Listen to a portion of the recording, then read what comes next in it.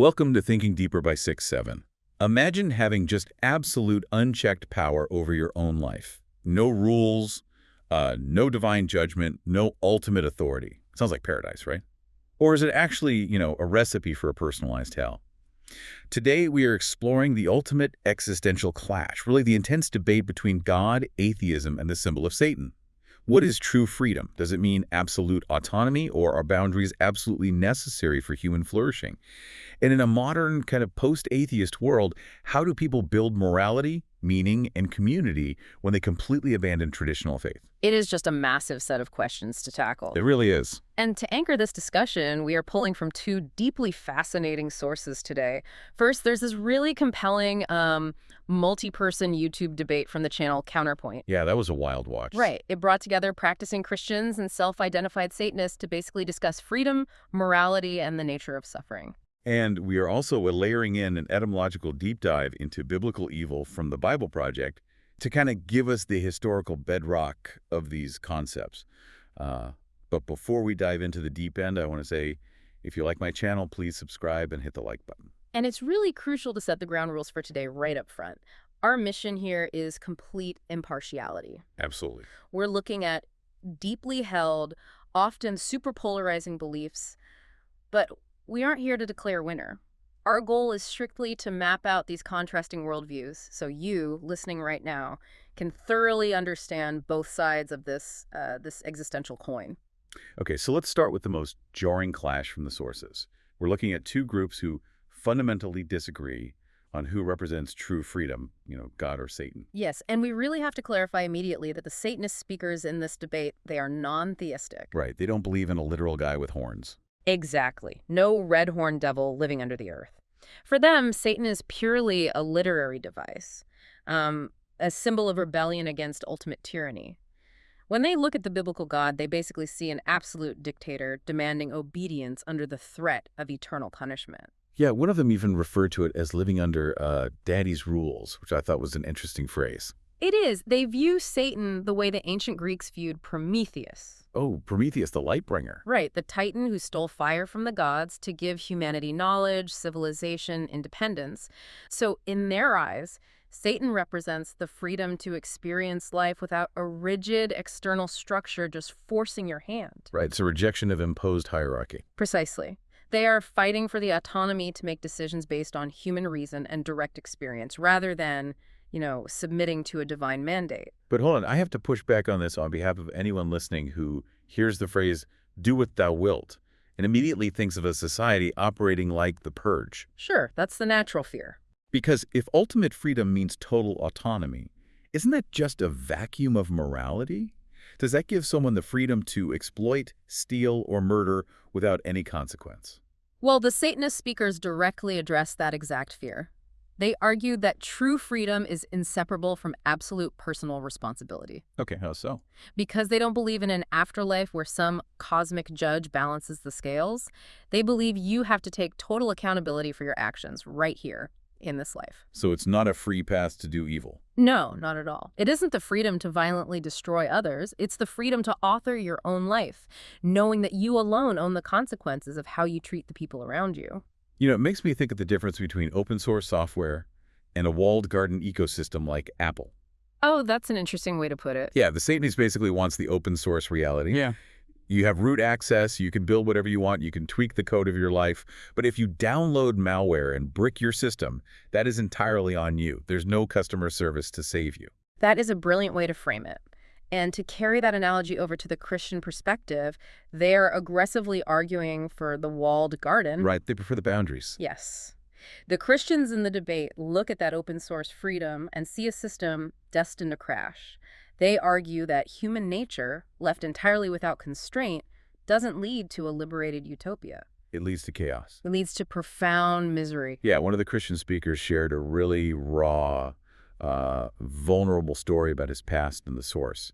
He lived exactly that way, chasing every impulse, partying, living with zero rules. And he didn't describe it as liberation at all. No, he called it a miserable hell on earth. Because from the Christian worldview, True freedom isn't the ability to fulfill every passing desire. It's being saved from the bondage of your own destructive nature. So the rules aren't just arbitrary chains. Exactly. The Yeah. restrictions God places on humanity aren't meant to oppress. They are basically the manufacturer's instructions for how the human machine runs best. So the rules are protective. The developer designed the walled garden so your system wouldn't crash and burn. Right. But if the Satanist view is that ultimate freedom means taking total personal responsibility for your actions, that immediately begs a pretty terrifying question. Which is? By whose standard are we judging what a responsible action actually is? I mean, if there is no divine rule book, who writes the rules? That is exactly where the Christians pressed them in the debate. They essentially asked, if you don't derive your morality from a sacred text, where on earth do you get it? And the atheist speakers didn't flinch. They introduced a concept that I found completely fascinating, intersubjective reality. Yes. Let's break down how that actually works mechanically, because it's vital. Yeah, go for it. So you have objective material reality. A rock is a rock. Sure. Then you have subjective reality, my personal opinion that the rock is ugly. But intersubjective reality is the layer of existence made up of shared human fictions. Things that only exist because human beings collectively agree that they do. Exactly. Like money. A $100 bill is literally just a piece of cotton blend, but it has immense power because we all agree it holds value. Or traffic laws, or the whole concept of human rights. So they're saying morality is like that. Yes. The atheistic perspective argues that morality functions the exact same way. It isn't some magical law written into the fabric of the cosmos. It's an evolved social construct. Right, a necessary construct that allows a social species to survive. One speaker beautifully articulated this by saying his morality came from his parents, his surrounding culture, his innate biological empathy. Oh, and from reading thousands of books as a child, I loved that detail. Me too. He mentioned absorbing everything from Grimm's fairy tales to classic sci-fi by Isaac Asimov and Robert Heinlein.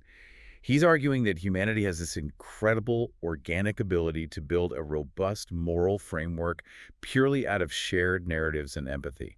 We basically teach each other how to be good. It's a really compelling vision of human cooperation. But the Satanists also went on the offensive here. They brought up a classic philosophical trap for the Christians. Oh, Plato's Euthyphro dilemma. Yes, they challenged the very idea of God being the source of morality. Okay, walk us through the mechanics of this dilemma, because it is a heavy one. It asks a simple but devastating question.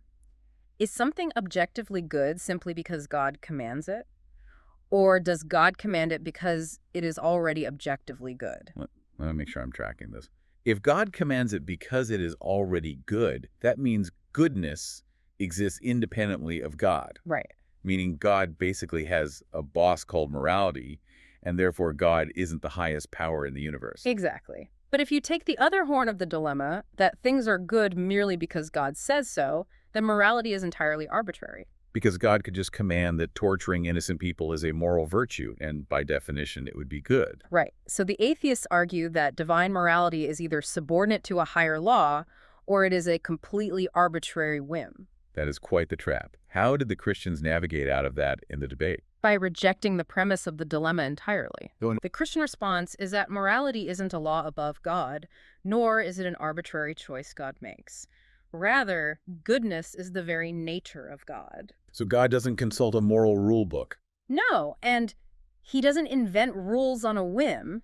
His unchanging, perfect character is the standard. So it's kind of like a tape measure. A tape measure doesn't decide how long an inch is, and it isn't subject to a higher idea of an inch. The tape measure simply is the standard for the inch. Exactly. And the Christians argue that if you don't have that unchanging objective anchor outside of human experience, then your morality is built on sand. Right, because if morality is just an intersubjective agreement built on human empathy, what happens when a culture collectively agrees on something horrific? Which happens a lot in history. Yeah, throughout history, entire societies have mutually agreed that slavery was morally acceptable, or that certain groups of people were less than human. And that is the exact vulnerability the Christians pointed out. Because if morality is just changing cultural feelings, then saying murder is wrong is ultimately just a personal opinion, right? It carries the exact same weight as saying, I prefer vanilla over chocolate. Without an objective standard, you can't actually say a society that embraces cruelty is universally wrong. You can only say they are operating under a different intersubjective framework. So the Christian argument is that you need an absolute standard to condemn absolute evil. Exactly. But if humans can build morality on empathy, or if God is the ultimate unchanging standard of good, how do both sides explain the overwhelming amount of dark, visceral suffering in the real world? This is where the debate moved from abstract philosophy to deeply emotional territory. Yeah, the tone really shifted. The post-atheist speakers spoke from places of severe personal trauma. One recounted working in a hospital during 2020, just watching people die agonizing deaths in their own fluids. Gosh.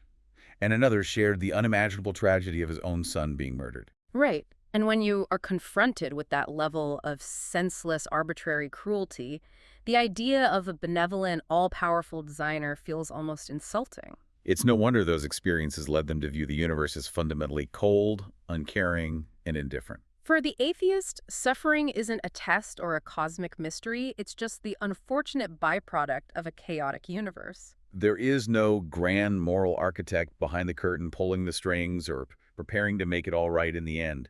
It just is. Yet the Christians looked at that exact same horrific pain from a completely different angle.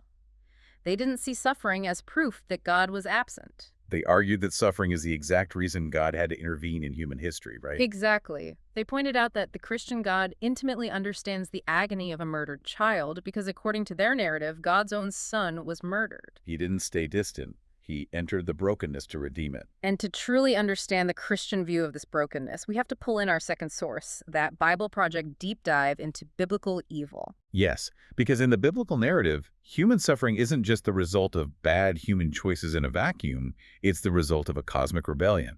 And this completely blew my mind. The source breaks down the etymology of Satan, and it turns out it isn't actually a first name. Wait, really? No, it's a title. In Hebrew, it always has the definite article, the, in front of it, the Satan. Oh, wow. It translates to the adversary or the slanderer. So what was he originally then?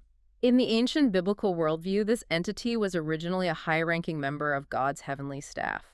The prophet Isaiah describes the beings around God's throne as seraphim, which literally translates to fiery snakes. Okay, so the Satan is a spiritual rebel, a seraph who refused to operate under God's wisdom and wanted to be God himself. Yes, and his goal is to animate division and drag the order of creation back into chaos. And it isn't just one rogue entity either.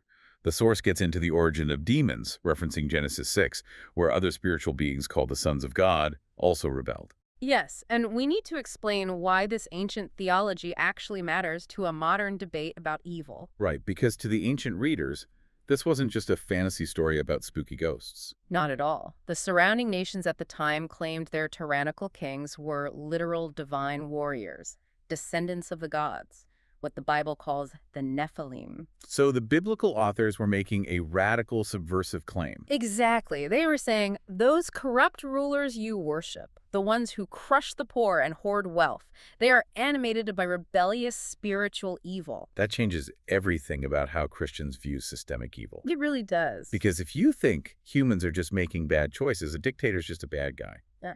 But if you view the world through this biblical lens, that dictator or that corrupt economic system is essentially a puppet being animated by cosmic structural evil. It shifts the battlefield entirely. It means demons aren't just possessing individuals. They are the dark forces operating behind illicit sex trades, the worship of money, and abusive military power. It frames the Christian worldview as an active resistance against literal spiritual forces of oppression. Exactly. Wait, so let me pause here. We have Christians who see a world caught in a literal cosmic spiritual war.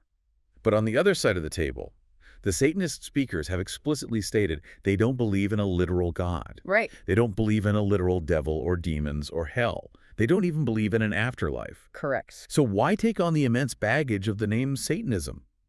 I mean, if you don't believe the devil is real, why dress up in the imagery?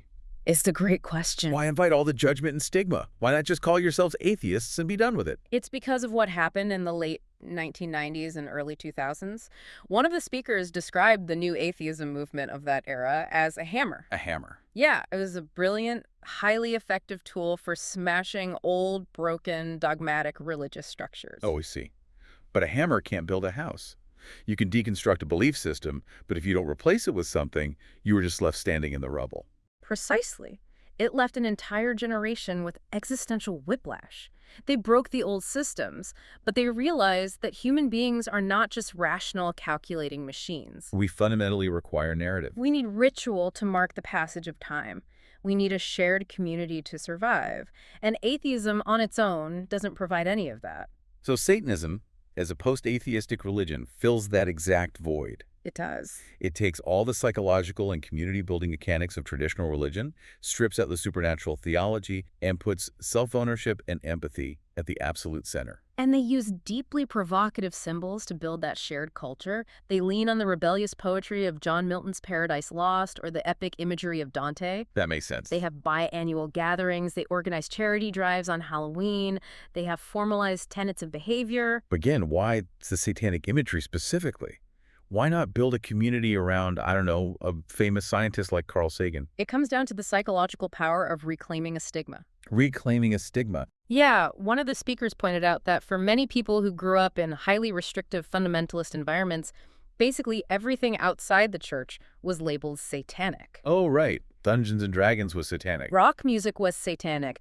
Questioning authority was the influence of Satan. So they're essentially saying, if you're going to label everything we love, everything that encourages free thought and counterculture as Satanism, then fine. We are going to own that label. Exactly. They're going to forge it into an identity we are actually proud of. Yes. It is a community built for people who want to live comfortably in the gray, actively rejecting the black and white, rigid dogmas of traditional faiths. That is fascinating. But the ultimate contrast between these two groups crystallizes when you look at how they define the concept of hell. Right, because for the Satanist, hell is purely symbolic. The source traces the etymology back to the ancient Hebrew word Sheol. Historically, Sheol was often associated with a literal trash dump outside the city walls. Like a place where things were discarded and consumed by fire. Exactly. So for the modern Satanist, the true hell isn't an afterlife torture chamber. It's the tragedy of being forgotten by your lineage. Or worse, creating a psychological hell of your own making during your actual lifetime through poor choices. But for the Christian, hell is the tragic, literal destination of human free will. One of the speakers broke down the various biblical words, Sheol, Tartarus, Gehenna. And they didn't describe it as a cartoonish dungeon with demons holding pitchforks. No, they described it as the ultimate agonizing separation from God. Which goes back to our earlier point about God being the source of all life and goodness. If a human being uses their autonomy to actively, repeatedly choose a path completely apart from God's loving instructions, God eventually honors that choice. So hell is the destination you arrive at when you get exactly what you ask for, existence without God. It was described in the debate as a place of weeping. Not necessarily from physical fire, but the immense emotional torment of realizing you rejected the ultimate invitation to a restored creation. It really brings the entire debate full circle. Is true horror found in losing your autonomy to an ultimate authority? Or is true horror found in using your autonomy to walk away from the very source of life itself?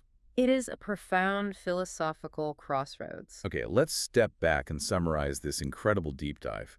We started by exploring two vastly different definitions of freedom. The open source reality of absolute self-ownership versus the walled garden of divine protection. We dug into the desperate search for a moral anchor in a chaotic world. Right, whether you construct it through the inner subjective empathy learned from 1,000 childhood sci-fi novels, or you anchor it to the unchanging objective nature of a creator. We also examined how humanity wrestles with the trauma of a seemingly cold universe, contrasting the atheist's reality of indifferent suffering with the Christian narrative of a God who enters the brokenness to defeat literal, systemic, spiritual evil. And finally, we witnessed the fascinating evolution of atheism into a community that reclaims stigmatized symbols to find ritual and deep connection. It really is the ultimate clash of narratives. Two entirely different lenses for viewing what it means to be human. Which leaves us with a final, vital question for you to consider. Yes. Throughout human history, whether we derive our meaning from ancient sacred scriptures, the boundless empathy learned from a childhood bookshelf, or the rebellious poetic defiance of Paradise Lost, it seems humanity is entirely incapable of surviving without a shared story. We are storytelling creatures to our core.